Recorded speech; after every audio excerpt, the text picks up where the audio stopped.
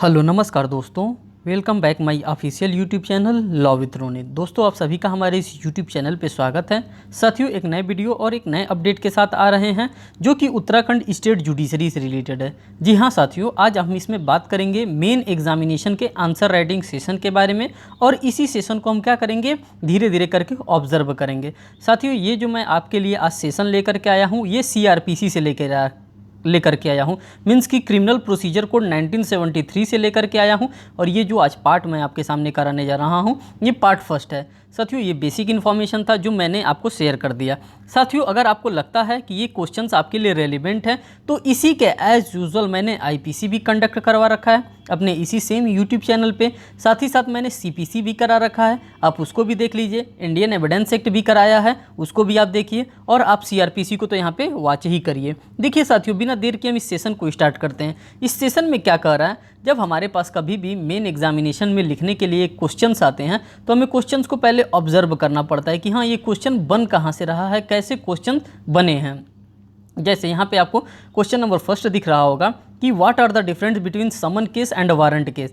साथियों, ये ऐसा क्वेश्चन है जो आपके मेन एग्जामिनेशन में पूछा जाता है, और यहाँ से अगर क्वेश्चन पूछा जाता है तो 5 नंबर में आपसे क्वेश्चन पूछा जाता है, और 5 नंबर का ये वेटेज ये क्वेश्चन रखता है। जब आपके पास इस टाइप के क्वेश्चंस आते हैं, खास करके डेफिनेशन क्लॉजेस से, तो इसको आपको अच्छे से प्रिपेयर करके रखना होता है। साथ ही साथ इसी क्वेश्चन को और करके दे रहा है कि और करके ये क्वेश्चन क्या हो सकता है, तो लिख रहा है distinguish between summon and warrant case. अब इसमें दोनों में अंतर करके हमको बताना पड़ता है कि समन केस किसको कहते हैं, वारंट केस किसको कहते हैं। और ये जो भी टर्मिनोलॉजी हम लोग यूज़ करते हैं, समन केस और वारंट केस, ये हमको CRPC के अंतर्गत ही देखने के लिए मिलता है। तो साथियों, यहाँ पे आप लोगों ने बेसिक सा क्वेश्चन है, इस बेसिक क्वेश्चन को आप लोगों ने देख लिया।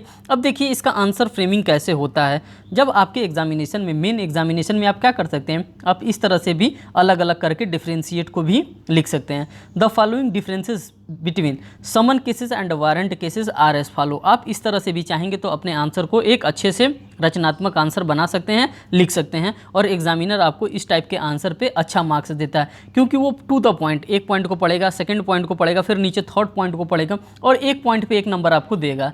मीन्स कि इधर के भी पॉइंट पे देखेगा और इधर के भी पॉइंट को देखेगा। एक पॉइंट मीन्स कि एक नंबर यहाँ पे आपको देगा। इसी तरह सेकंड पॉइंट इधर भी देखेगा, इधर भी देखेगा, फिर एक नंबर यहाँ पर देगा। जिस पॉइंट पे आपने अगर 5 नंबर का है तो आपने 4 से मिनिमम आप 4 लिखिए, मैक्सिमम आप 5 पॉइंट लिखिए। यही इसका रूल होता है। तो सबसे पहले हम समन केसेस को यहाँ पर देखते हैं कि समन केस होता क्या है। तो समन केस क्या होता है साथियों, इसको ऑब्जर्व करिए। कह रहा है summon cases means a cases relating to an offence. ये किससे रिलेटेड होता है, एक ऑफेंस से। They are of less serious in nature. ये कैसा होना चाहिए साथियों, जो समन मामला होता है वो लेस सीरियस नेचर का मामला होना चाहिए। And punishable with imprisonment for a term less than 2 year. और इसका सेक्शन कहाँ पे हमको बताया गया है समन केसेस का। तो साथियों, समन केसेस का अगर हम सेक्शंस रेफर करना चाहेंगे तो ये हमारा डेफिनेशन क्लॉजेज है। और डेफिनेशन क्लॉजेज कहाँ पे है, तो CRPC का डेफिनेशन क्लॉजेज है, जो कि सेक्शन नंबर 2W के अंतर्गत ये हमको बता करके रखा है। तो ये आपका एक नंबर आपने यहाँ पे गेन कर लिया, बस इतनी बात बता करके। बात करते हैं वारंट केसेस में कि वारंट केसेस क्या होता है। तो साथियों, कह रहा है warrant case means a case relating to the offence punishable with death. ये किस चीज़ से रिलेट करता है, तो साथियों ये जो वारंट केस होता है ये हमारे डेथ पनिशमेंट से, पनिशेबल विथ डेथ से रिलेट करता है। साथ ही साथ कह रहा है इम्प्रिजनमेंट फॉर लाइफ और imprisonment for a term exceeding 2 year. और इसको डिफाइन कहाँ किया गया है, तो इसको भी डेफिनेशन क्लॉजेस के अकॉर्डिंग सेक्शन नंबर 2X के अंतर्गत इसको भी डिफाइन किया गया है। आप इसी तरह से पहले क्या बताएंगे, पहले उसके बारे में थोड़ा सा जिस्ट उसका बताएंगे, फिर साथ ही साथ आपको ये भी बताना होता है कि कुछ सेक्शन के अंतर्गत वो फॉल कर रहा है। उस सेक्शन को भी आपने यहाँ पे क्या कर दिया, अच्छे से मेंशन कर दिया। अब सेकंड पॉइंट को हम यहाँ पे ऑब्जर्व करेंगे, क्या कर रहा है, according to section 204, according to section 204 the court issue summon to the accused for his attendance. यहाँ पे क्या किया जाता है, 204 को इस्तेमाल किया जाता है, और 204 का इस्तेमाल करके क्या किया जाता है, एक्यूज्ड के लिए समन यहाँ पे निकाला जाता है। फिर जब हम वारंट के केस में यहाँ पर देखते हैं तो कह रहा है in warrant cases the court में either issue a warrant. Court क्या कर सकता है, यहाँ पे इशू वारंट भी कर सकता है और समन एज इट डीम्ड फिट। जैसा कोर्ट को उचित लगे वो क्या कर सकता है, वो आपके लिए समन भी जारी कर सकता है, साथ ही साथ वो क्या कर सकता है, आपके लिए वारंट भी जारी कर सकता है। जैसा कोर्ट को लगता है कि करना है हमको, वैसा वो अपने अपने डिस्क्रिशन के अकॉर्डिंग वो कर सकता है। नेक्स्ट डिफरेंशिएट को देखिए क्या कर रहा है, the trial in summon cases are more simple and less complex.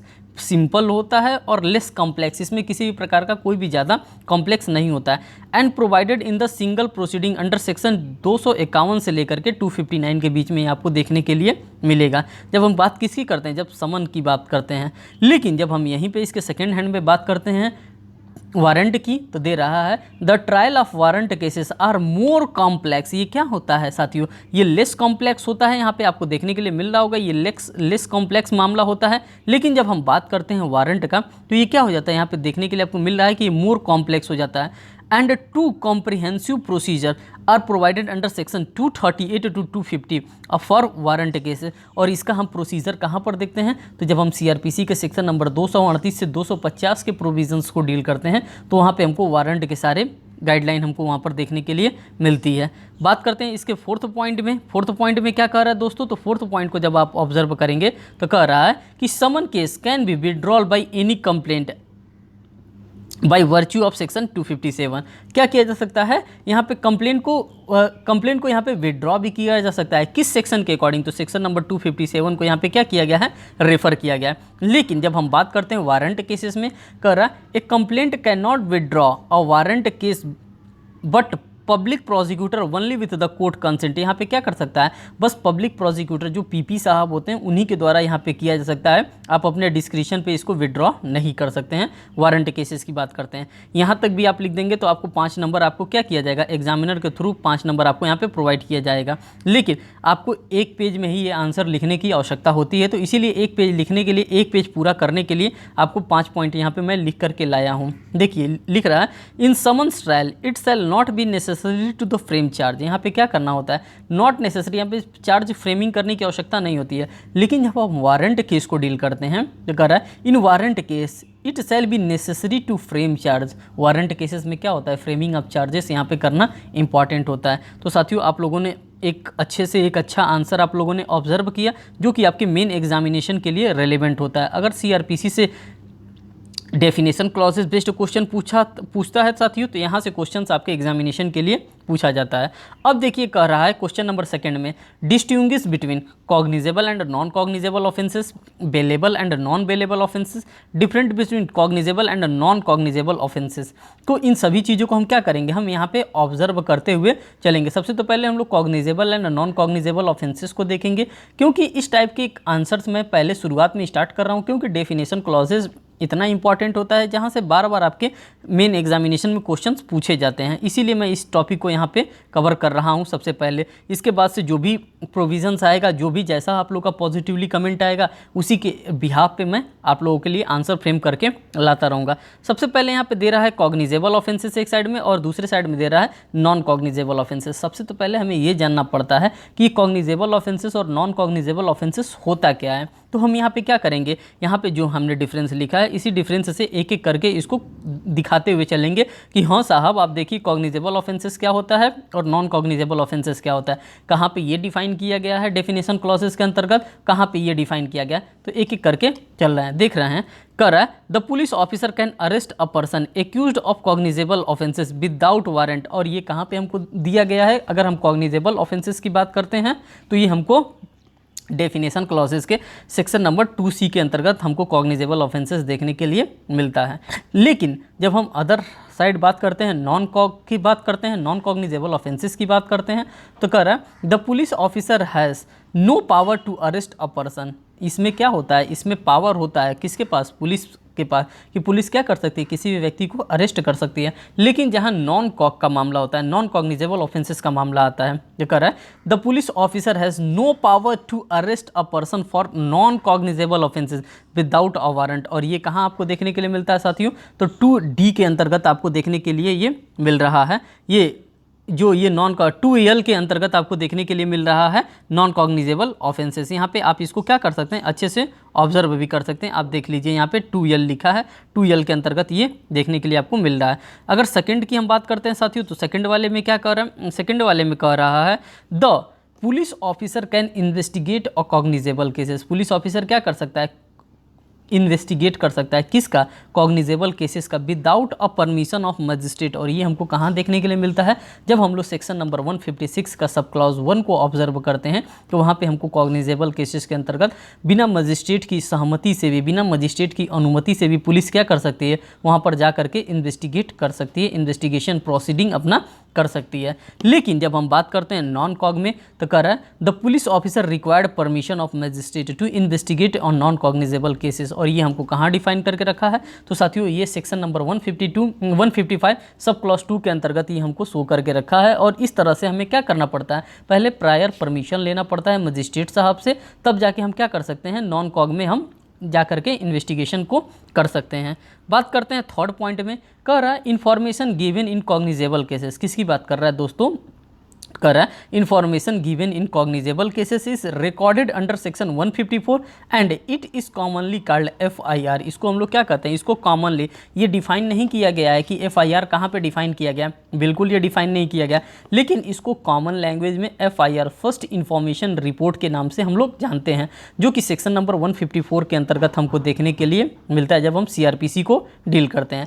Next इसी की बात करते हैं नॉन कॉग की, तो कह रहा है information given in non cognizable cases is recorded under section number 155। इसको कहाँ रिकॉर्ड किया जाता है, कॉग्निजेबल 154 में, नॉन कॉग्निजेबल 155 में, एज सिंपल एज दैट हो गया। And it is commonly called NCR। इसको नॉन कॉग्निजेबल रिपोर्ट के नाम से जानते हैं, इसको फर्स्ट इन्फॉर्मेशन रिपोर्ट के नाम से, इसको नॉन कॉग्निजेबल रिपोर्ट के नाम से। तो दोनों चीज़ को आपने क्या किया, दोनों चीज़ को आपने खूबसूरती से यहाँ पे ऑब्जर्व किया। फोर्थ पॉइंट की अगर हम बात करते हैं साथियों, तो कह रहा है cognizable offences are usually more serious in nature. जाहिर सी बात है, जहाँ पे पुलिस बिना मजिस्ट्रेट के सलाह से, बिना मजिस्ट्रेट के प्रायर परमिशन के भी जांच कर सकती है, तो वो क्या है, वो मामला तो सीरियस हो ही रहा है। लेकिन जहां हम नॉन कॉग की बात कर रहे हैं, कर रहे हैं non cognizable offences are usually less serious in nature. ये लेस सीरियस नेचर का ये मामला माना जाता है। कौन सा, तो नॉन कॉग्निजेबल ऑफेंसेस की अगर हम बात करते हैं। अगर हम सेकेंड की बात करते हैं बी पॉइंट में, तो दोस्तों बी पॉइंट में कह रहा है कि differences between bailable and non bailable offences. अब इन दोनों डिफरेंसेस को भी आपको जानना होता है। जो भी डेफिनेशन क्लॉजेस होता है, जहाँ से भी डेफिनेशन क्लॉजेस से आपके एग्जामिनेशन में क्वेश्चन बनते हैं, उन सभी क्वेश्चंस को बनाने का यहाँ पे भरपूर प्रयास किया है और उसी क्वेश्चंस को यहाँ पे मैं आपके सामने रख रहा हूँ। इसके बाद से जो भी मेन प्रोविज़न है, उन सभी मेन प्रोविज़न से आपको आंसर देखने के लिए बाय द टाइम बिंग आपको मिलता रहेगा। यहाँ पे कह रहा है the differences between bailable and non bailable are as follow. अब हम बताएंगे कि बेलेबल ऑफेंसेस कौन सा ऑफेंस होता है और नॉन बेलेबल ऑफेंसेस कौन सा ऑफेंसेस होता है। इन दोनों ऑफेंसेस को हम यहाँ पे बाइफरकेट करके पढ़ेंगे। तो देखिए साथियों, अगर हम बेलेबल ऑफेंसेस की बात करते हैं तो कह रहा है bail can be claimed as a matter of right. इसको हम कैसा कर सकते हैं, ये मैटर ऑफ राइट के तौर पर हम इसको क्या कर सकते हैं, क्लेम कर सकते हैं। And court has no discretion but to grant bail. और यहाँ पे क्या हो सकता है, कोर्ट के पास किसी भी प्रकार का कोई भी डिस्क्रिशन पावर नहीं होता है, बट यहाँ पे क्या करना होता है, बेलेबल ऑफेंस में साहब को बेल देना ही पड़ता है।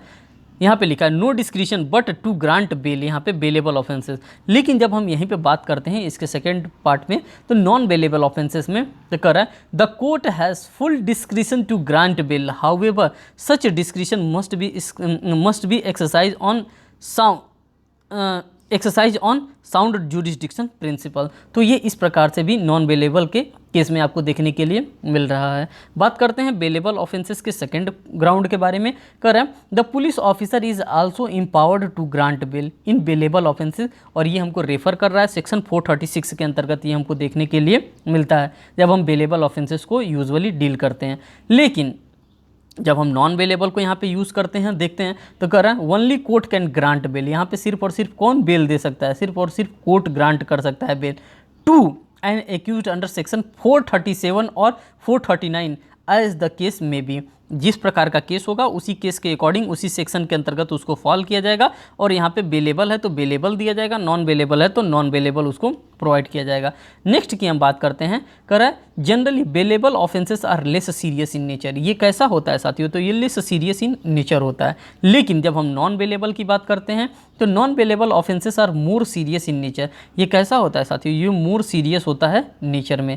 अगर हम बात करते हैं किसकी, फोर्थ पॉइंट की, और फोर्थ पॉइंट में कह रहा है concept of anticipatory bail is not applicable to bailable offences. इसमें क्या होता है, नॉट एप्लीकेबल, इसमें जो एंटीसिपेटरी बेल होता है उस एंटीसिपेटरी बेल को आप क्या कर सकते हैं, पहले से ले नहीं सकते हैं। लेकिन जहां नॉन बेलेबल ऑफेंसेस की हम बात करते हैं तो कह रहा है anticipatory bail can be granted in non bailable offences. इसमें हम लोग एंटीसिपेटरी बेल को क्या कर सकते हैं, ग्रांट कर सकते हैं। तो आप लोगों ने देखा जैसे जैसे जो क्वेश्चन बन रहा था उन सभी क्वेश्चंस को यहाँ पे बनाने का भरपूर प्रयास किया गया।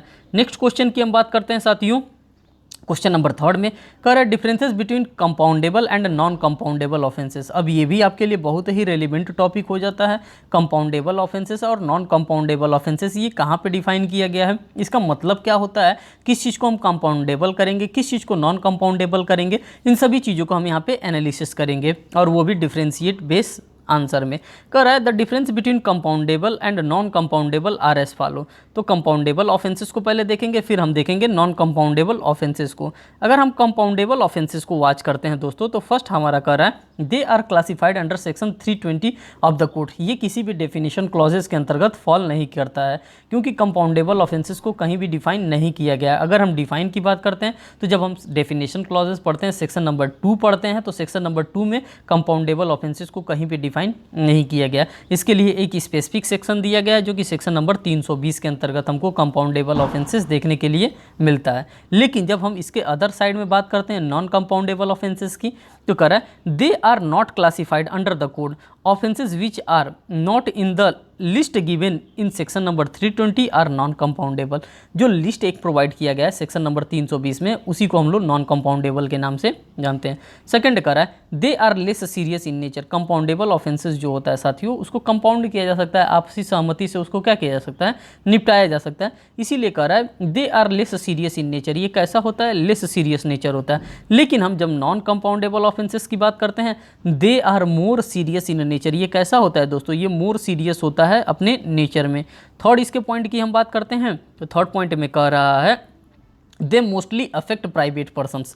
ये क्या करता है, ये प्राइवेट पर्सन्स को कंपाउंडेबल ऑफेंसेस अफेक्ट करता है। लेकिन जब हम नॉन कंपाउंडेबल की बात करते हैं, they affect victim as well as society at large. ये सिर्फ और सिर्फ प्राइवेट पर्सन्स की बात कर रहा है और ये सोसाइटी एट लार्ज की बात कर रहा है। तो दोनों के डिफरेंसेस को आप अच्छे से ऑब्जर्व करिए और ये डिफरेंस बेस्ड क्वेश्चन आपके एग्जामिनेशन में अक्सर पूछे ही जाते हैं और सभी के सभी 5-5 नंबर के आपके क्वेश्चन यहाँ पे बन रहे हैं।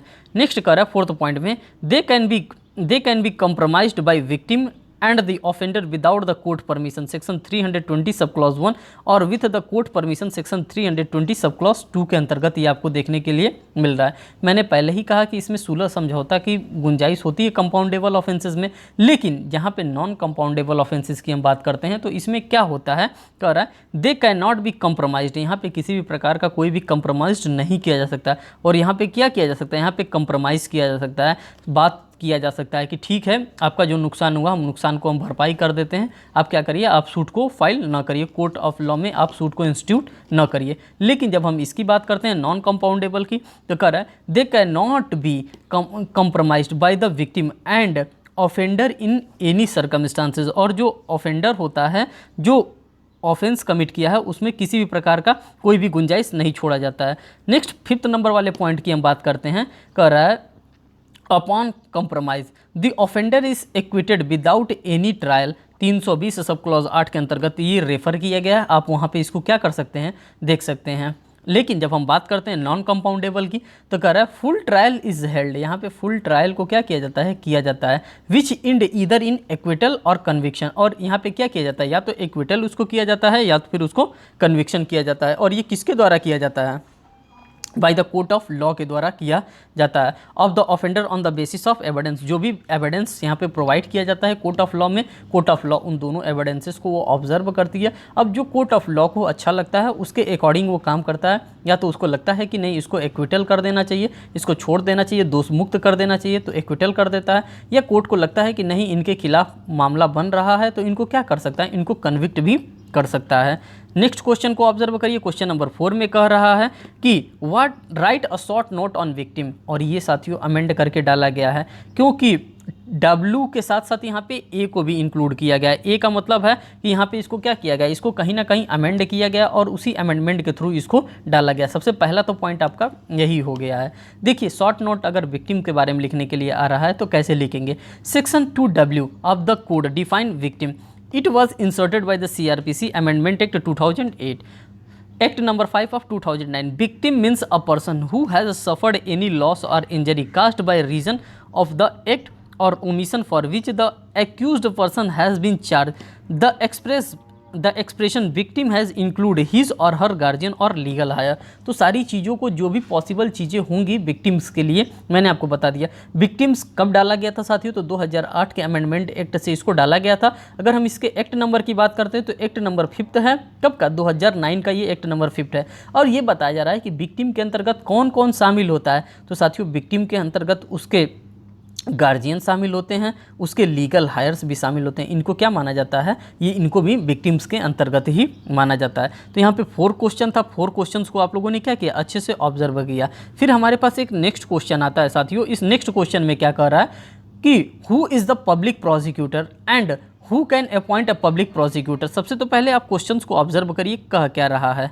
यहाँ पर साथियों आप क्वेश्चंस को ऑब्जर्व करिए, क्वेश्चन क्या कह रहा है, कह रहा है who is a public prosecutor. सबसे तो पहले आपको बताना पड़ेगा कि ये पीपी साहब होते क्या हैं, ये पब्लिक प्रोसिक्यूटर टर्मिनोलॉजी होता क्या है, और इसको कहाँ पे अगर डेफिनेशन क्लॉजेस के अंतर्गत इसको डिफाइन किया गया है तो कहाँ पे इसको डिफाइन किया गया है, and who can appoint a public prosecutor. और सबसे बड़ी चीज़ है कि कौन अपॉइंट कर सकता है पब्लिक प्रोसिक्यूटर को। तो साथियों जब आपके पास, मैं यूजुअली शुरू से ही आपको बताता चलता हूं कि जब कभी भी आपके पास मेन एग्जामिनेशन के पर्पस से क्वेश्चन आता है तो आप क्वेश्चन को पहले ऑब्जर्व करिए कि ऑब्जर्व ये करना है कि आखिर में ये पूछा कहाँ से गया है। अगर डेफिनेशन क्लॉजेज में इसके बारे में हमको कहीं बताया गया है तो हमें खुश होने की आवश्यकता है, क्योंकि डेफिनेशन क्लॉजेज से कुछ पॉइंट को हम एक्सट्रैक्ट कर लेते हैं। साथ ही साथ अगर इसके लिए अलग से कोई सेक्शन दिया गया है तो हमें और खुशी मिलनी चाहिए कि चलिए जो मटेरियल हमको डेफिनेशन क्लॉजेज से मिल रहा है, डेफिनेशन क्लॉजेज वाला मटेरियल भी हम यहाँ पे डाल देंगे अपने आंसर राइटिंग में। साथ ही साथ इसका जो स्पेसिफिक सेक्शंस दिया गया है उस सेक्शंस के भी मटेरियल को हम क्या करेंगे,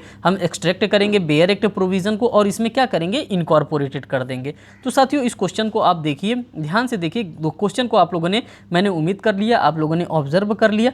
अब देखिए इसका आंसर कैसे आप फ्रेम करेंगे। अगर आंसर फ्रेमिंग की बात आती है तो कह रहा है section 2U of the code define public prosecutor.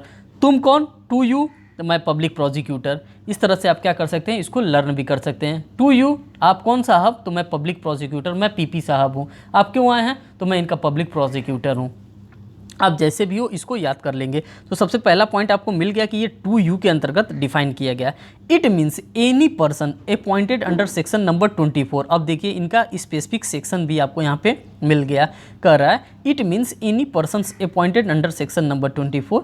It include any person acting under the direction of the public prosecutor. वो कैसा वर्क करता है साथियों, तो डायरेक्शन में करता है। किसके डायरेक्शन में, तो जस्ट लाइक अ पब्लिक प्रोसिक्यूटर के डायरेक्शन में ये वर्क कर रहा है।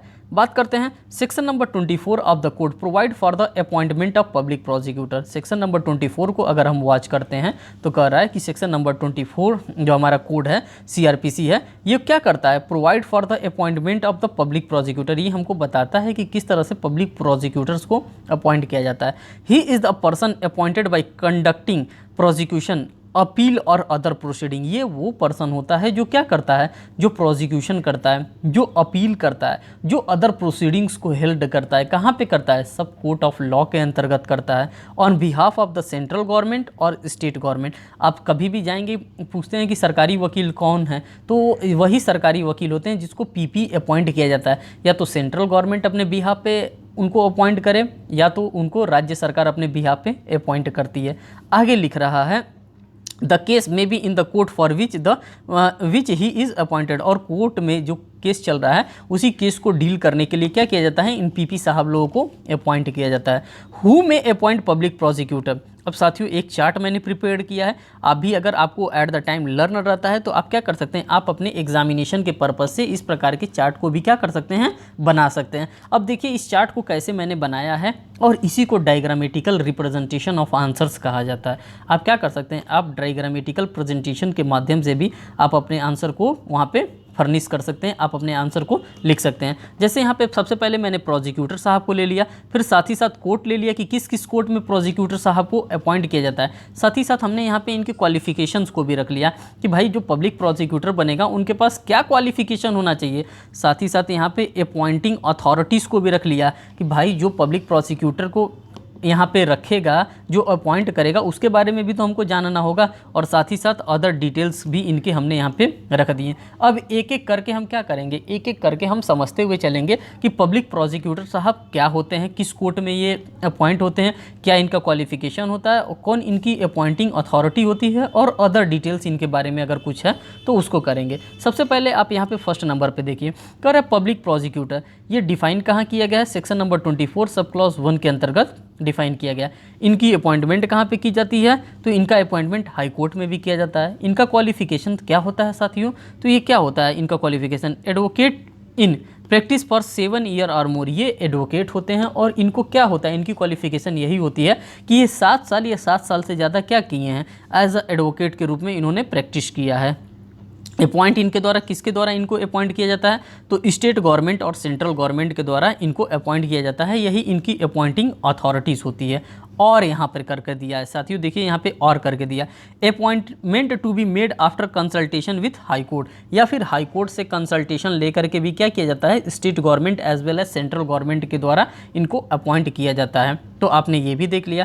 अब सेकंड कॉलम में देखिए, कह रहा है public prosecutor for the district. अभी तो आप लोगों ने हाई कोर्ट के लिए देखा कि पब्लिक प्रोसिक्यूटर ये सेक्शन नंबर 24 सब क्लॉज 1 के अंतर्गत डिफाइन किया गया था। लेकिन जब हम बात करते हैं पब्लिक प्रोसिक्यूटर फॉर डिस्ट्रिक्ट, और ये कहाँ पे डिफाइन किया गया है, सेक्शन नंबर 24 सब क्लॉज 3 के अंतर्गत आपको देखने के लिए मिलता है। और ये किस कोर्ट में ये डिफाइन इनको नियुक्ति की दी जाती है, तो साथियों इनको सेशन कोर्ट के अंतर्गत नियुक्ति दी जाती है, सेक्शन नंबर 24 सब क्लॉज 3 के अंतर्गत। अगर हम इनके भी क्वालिफिकेशन को साहब का देखना चाहेंगे तो ये है advocate in practice for 7 year or more, ये भी क्या होनी चाहिए, ये भी 7 साल या 7 साल से ज़्यादा के प्रैक्टिशनर एडवोकेट होना चाहिए। इनकी अपॉइंटमेंट अथॉरिटी कौन है, तो साथियों स्टेट गवर्नमेंट और सेंट्रल गवर्नमेंट, इनका भी जो अपॉइंटमेंट होता है या तो स्टेट गवर्नमेंट करती है या फिर सेंट्रल गवर्नमेंट करती है। इसलिए स्टेट गवर्नमेंट या सेंट्रल गवर्नमेंट कर रही है, तनख्वाह कौन देगा, सरकार देगी, राज्य सरकार देगी या केंद्र सरकार देगी। इसीलिए सेंट्रल गवर्नमेंट या स्टेट गवर्नमेंट इनको क्या करती है, अपॉइंट करती है। अब देखिए other details, chart prepared by district magistrate, और ये प्रिलिमिनरी का क्वेश्चन है कि किसके द्वारा चार्ट प्रिपेयर किया जाता है। यहाँ पे तो आपको कंसल्टेशन विद हाई कोर्ट दे दिया है, लेकिन यहाँ पे जब हम बात करते हैं तो chart prepared by district magistrate in consultation with session जज, किसके कंसल्टेशन में, जो सेशन जज साहब होते हैं, जो डीजे साहब होते हैं, उन्हीं की कंसल्टेशन में डीएम साहब एक चार्ट प्रिपेयर करते हैं। और कैसा चार्ट प्रिपेयर करते हैं, डीएम साहब चार्ट प्रिपेयर करते हैं कि किसको किसको क्या बनाया जाएगा, इस बार पीपी साहब बनाया जाएगा। तो ये आप लोगों ने सेकंड पॉइंट में भी देख लिया। थर्ड पॉइंट को आप ऑब्जर्व करिए, थर्ड पॉइंट में क्या दे रहा है, एडिशनल पब्लिक प्रोसिक्यूटर्स की हम बात करते हैं। अब ये किस खेत की मूली हैं, एडिशनल पब्लिक प्रोसिक्यूटर साहब। अब इनको देखिए, इनकी अपॉइंटमेंट कहाँ होती है, तो साथियों एडिशनल पब्लिक प्रोसिक्यूटर साहब की नियुक्ति हाई कोर्ट में होती है। इनकी क्या क्वालिफिकेशन है, तो advocate in practice for 7 year or मोर, इनके लिए भी यही क्राइटेरिया यहाँ पे रखा गया। इनको अपॉइंट कौन करेगा, स्टेट गवर्नमेंट और सेंट्रल गवर्नमेंट के द्वारा अपॉइंट किया जाएगा। इनके अपॉइंटमेंट में अदर जो डिटेल्स हैं वो appointment to be made after consultation with high court, इनका किस तरह से होगा, तो ये किस चीज़ के बारे में बात कर रहे हैं, ये एडिशनल पब्लिक प्रोसिक्यूटर की बात कर रहे हैं। और किससे कंसल्टेशन किया जाएगा साथियों, तो हाई कोर्ट के द्वारा इनका कंसल्टेशन किया जाएगा, उसके बाद से ही इनको अपॉइंटमेंट दिया जाएगा। अब सबको यहाँ पे आप क्या कर सकते हैं, अभी तो आप लोगों ने डायग्रामेटिकल प्रेजेंटेशन में सभी चीज़ों को समझाने का कोशिश किया। अब यहाँ पे आप अपने आंसर को फ्रेम कर देंगे, जो बात आपने पीछे डायग्राम में बनाया था वही बात आप यहाँ पर भी लिख देंगे। अगर 10 नंबर का ये क्वेश्चन आता है तो आपका 2 से 3 पेज आपका भर जाएगा और आसानी से आपको नंबर वहाँ पे दे दिया जाएगा। देखिए करा, अ public prosecutor is appointed for every high court and every district court, सभी जगहों के लिए पब्लिक प्रोसिक्यूटर का अपॉइंटमेंट करना जरूरी होता है। जाहिर सी बात है, कोर्ट में जो भी हमारे केसेस लगते हैं, ओपनिंग ऑफ द केस कौन करता है, तो साथियों ओपनिंग जो होता है केसेस का वो पीपी साहब के द्वारा ही, मीन्स कि पब्लिक प्रोसिक्यूटर साहब के द्वारा ही किया जाता है। फर्स्ट कह रहा है कि अपॉइंटमेंट इन high court section number 24 sub clause 1 के अंतर्गत आपने ऑलरेडी बता ही दिया है। कह रहा है the court provide that for every high court PP shall be appointed by the central government और the state government after consultation with high court. जो आपने चार्ट में बात बताई है वही बात आपने एज यूजुअल यहाँ पे भी रख दिया। सेकंड पॉइंट की अगर हम बात करते हैं साथियों तो कह रहा है अपॉइंटमेंट इन district section number 24 sub clause 3 के अंतर्गत ये आपको देखने के लिए मिल रहा है। कह रहा है of the code provide for the every district the public prosecutor shell be appointed by the state government. यहाँ पे अगर हम डिस्ट्रिक्ट की बात करते हैं तो कौन करता है, तो साथियों यहाँ पे स्टेट गवर्नमेंट करता है। और सबसे इंपॉर्टेंट बात यह है कि कौन नाम देता है, तो नाम डिस्ट्रिक्ट मजिस्ट्रेट साहब देते हैं। किससे कंसल्ट करके, तो साथियों वो कंसल्ट करते हैं सेशन जज से। और ये कहाँ पे डिफाइन किया गया, सेक्शन नंबर 24 सब क्लॉज 4 के अंतर्गत ये डिफाइन किया गया। अगर इस तरह से आप खूबसूरती के साथ आंसर लिखते हैं, आपका आंसर में एक नंबर कोई नहीं काटेगा। नेक्स्ट यहाँ पे बात करते हैं इनकी एलिजिबिलिटी क्राइटेरिया क्या होती है, तो साथियों सेक्शन नंबर 24 सब क्लॉज 7 के अंतर्गत आपको देखने के लिए मिलता है। Of the code provide that a person is eligible to appointed as a public prosecutor only if he has been in practice as an advocate for 7 or मोर। साथियों आप सभी को पता है कि इनके क्राइटेरिया के बारे में बताया गया है, इनके एलिजिबिलिटी क्राइटेरिया के बारे में बताया गया है, जो कि 7 साल या 7 साल से ज़्यादा अगर ये वकालत पेशे में है तो ये क्या बन सकते हैं, ये पीपी साहब बन सकते हैं। इनको नियुक्ति कौन देगा, या तो केंद्र सरकार देगी या फिर राज्य सरकार के द्वारा दिया जाएगा। ये पॉइंट आपके लिए बहुत ही इंपॉर्टेंट है। Section number 24 sub clause 8 of the court provide for a person is eligible to be appointed as a special public prosecutor only if he has been practice as an advocate 10 year or more. ये सभी जगह आपको 7 साल देखने के लिए मिल रहा था। लेकिन जब हम बात करते हैं किसकी बात करते हैं यहाँ पे सेक्शन नंबर 24 सब क्लॉज 8 के बारे में, तो यहाँ पे स्पेशल पब्लिक प्रोसिक्यूटर आपको देखने को मिल रहा है। और स्पेशल के केस में स्पेशल क्वालिफिकेशन भी चाहिए। आपको क्या क्वालिफिकेशन चाहिए, तो 10 साल का यहाँ पे प्रैक्टिस चाहिए और मोर प्रैक्टिस चाहिए। तो साथियों ये था आज आप लोगों का सेशन। जो भी सेशन में मैंने आंसर ले करके आया था वो पॉजिटिवली मैंने आंसर आपको एक एक आंसर यहाँ पे मैंने भरपूर अच्छे तरीके से बताने का प्रयास किया। साथियों अगर आप लोग का पॉजिटिवली कमेंट आता है, अगर आप लोग पॉजिटिवली रिस्पांस देते हैं, तो हम इसका नेक्स्ट सेशन भी बहुत जल्द आपके लिए लेकर के आएंगे, जो कि आपके मेन एग्जामिनेशन से रिलेटेड होगा। जी हाँ साथियों, अगर आप हमारे चैनल पर नए हैं तो चैनल को भी सब्सक्राइब करेंगे, वीडियो को लाइक करेंगे और बेल बटन दबाना तो बिल्कुल भी ना भूलेंगे, जिससे मैं कोई भी लेटेस्ट अपडेट हो रहा है वो लेटेस्ट अपडेट आपको सबसे पहले हमारे इसी यूट्यूब चैनल से मिले। और आपका मेंस का प्रिपरेशन मैं पूरा का पूरा कराऊंगा। साथियों आप हमारे ऊपर थोड़ा सा बिलीव करिए, मैं एक एक चीज़ करके आपके एग्जामिनेशन से पहले हर एक चीज़ भी करवा दूंगा। मैं प्रेजेंट डे का भी पेपर बना रहा हूं, जो आपका प्रेजेंट डे का पेपर होता है उसको भी मैं बहुत ही जल्दी आपके सामने लेकर के आने वाला हूं। तब तक के लिए बाय, फिर मिलते हैं नेक्स्ट वीडियो में। Thank you.